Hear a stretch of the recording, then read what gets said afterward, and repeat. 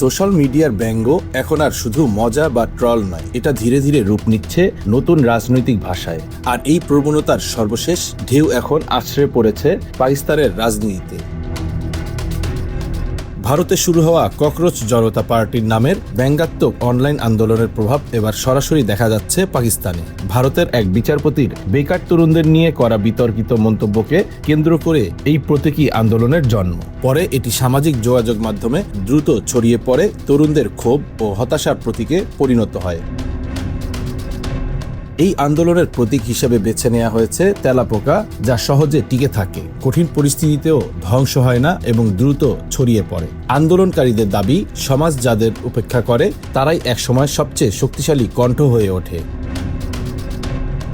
ভারতের পর এই ব্যঙ্গাত্মক রাজনৈতিক ঢেউ এখন পৌঁছে গেছে পাকিস্তানে। সেখানে দেখা যাচ্ছে নতুন নতুন অনলাইন গ্রুপ ও পেজ, যেমন cockroach Awami party, cockroach League এবং মুত্তাহিদা ককরোচ মুভমেন্ট, যেগুলো সরাসরি দেশের মূলধারা রাজনৈতিক দলগুলোর নাম ও কাঠামোকে ব্যঙ্গ করছে।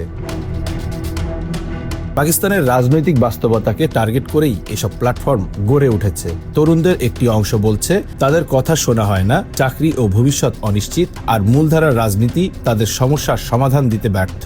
সেই হতাশা থেকেই এই ব্যঙ্গাত্মক পরিচয়ের জন্ম। সামাজিক যোগাযোগ মাধ্যমে এই কন্টেন্ট দ্রুত ভাইরাল হচ্ছে। মিম, পোস্টার, প্রতীকী লোগো সবকিছুতেই দেখা যাচ্ছে রাজনৈতিক বিদ্রুপ। সবুজ সাদা রঙের থিম ব্যবহার করে পাকিস্তানের জাতীয় আবহের সঙ্গে মিল রেখে তৈরি করা হচ্ছে এসব পেজ, যাতে ব্যঙ্গটা আরও তীক্ষ্ণ হয়। তবে এখনো পর্যন্ত এসব কোনো সংগঠিত রাজনৈতিক শক্তিতে পরিণত হয়নি, বরং এগুলো মূলত অনলাইন ভিত্তিক প্রতিবাদ, যেখানে তরুণরা ব্যঙ্গের মাধ্যমে তাদের অসন্তোষ প্রকাশ করছে। পাকিস্তানের রাজনৈতিক বিশ্লেষকরা বলছেন এটি সরাসরি কোনো দলীয় আন্দোলন না হলেও এর ভেতরে রয়েছে গভীর সামাজিক সংকেত, বেকারত্ব, অর্থনৈতিক চাপ এবং রাজনৈতিক অনাস্থা। এই তিনটি বিষয় তরুণদের এমন ব্যঙ্গাত্মক প্ল্যাটফর্মের দিকে ঠেলে দিচ্ছে।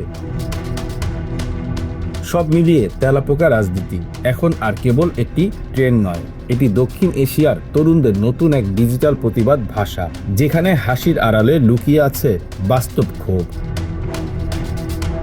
Bangla affairs news desk.